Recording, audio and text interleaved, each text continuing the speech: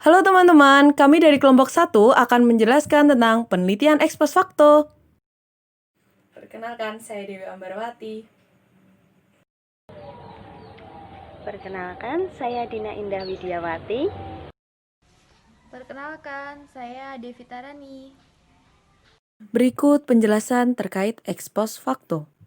Saya akan memaparkan materi tentang penelitian ex post facto. Pengertian dari ex post facto adalah penelitian yang digunakan untuk meneliti peristiwa yang sudah terjadi dan dibuktikan melalui data untuk menentukan faktor-faktor yang mendahului atau sebab-sebab yang mungkin diketahui. Nah, penelitian ini dibagi menjadi dua jenis. Yang pertama itu ada penelitian korelasi. Nah, penelitian ini adalah penelitian yang mengumpulkan data pada dua variabel yang kemudian menentukan apakah terdapat korelasi dari variabel tersebut.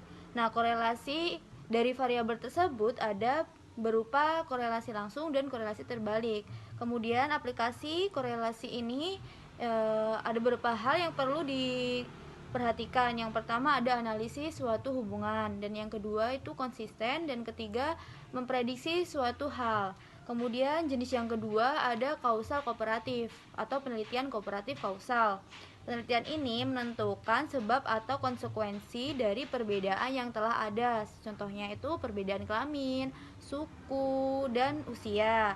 Kemudian tujuan dari penelitian ini untuk membantu menjelaskan kebiasaan penting manusia yang memungkinkan jika terdapat besaran yang cukup antara dua variabel. Jadi, ini memungkinkan untuk memprediksi nilai atau suatu variabel jika variabel yang sebelumnya sudah diketahui. Penelitian ex post facto memiliki beberapa karakteristik.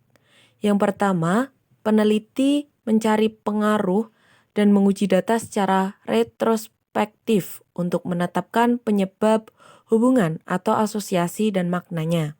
Yang kedua, jika dibandingkan dengan penelitian eksperimen, penelitian ex post facto tidak memiliki kontrol terhadap variabel bebas karena tidak mungkin untuk mengisolasi dan mengontrol setiap variabel yang memungkinkan, dan tidak bisa untuk mengetahui secara pasti variabel mana yang paling berpengaruh. Yang ketiga, penelitian ex post facto dapat mendukung sejumlah hipotesis yang berbeda, bahkan mungkin kontradiktif.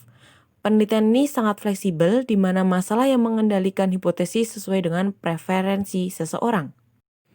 Kelebihan ex post facto ada 3. Yang pertama, bahwa penelitian ini sesuai untuk penelitian yang tidak cocok dilakukan oleh penelitian eksperimen.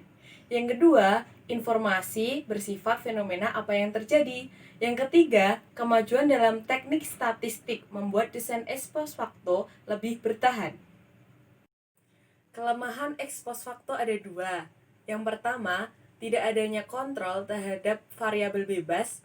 Yang kedua, tidak ada kontrol terhadap variabel yang diamati, sehingga peneliti harus berhati-hati dalam menyimpulkan hasil pengamatannya. Langkah-langkah dalam penelitian ex post facto sebagai berikut. Yang pertama, mendefinisikan masalahnya. Yang kedua, melakukan survei literatur. Yang ketiga, membuat pernyataan hipotesis. Yang keempat, membuat daftar asumsi yang menjadi dasar hipotesis dan prosedur yang akan digunakan. Yang kelima, merancang pendekatan. Yang keenam, memilih subjek dan materi sumber yang sesuai.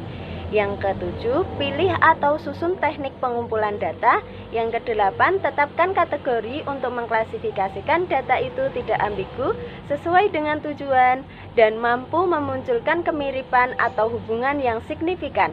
Yang kesembilan, validasi teknik pengumpulan data. Yang kesepuluh, menjelaskan, melakukan analisis, dan menginterpretasikan temuan dalam istilah yang tepat.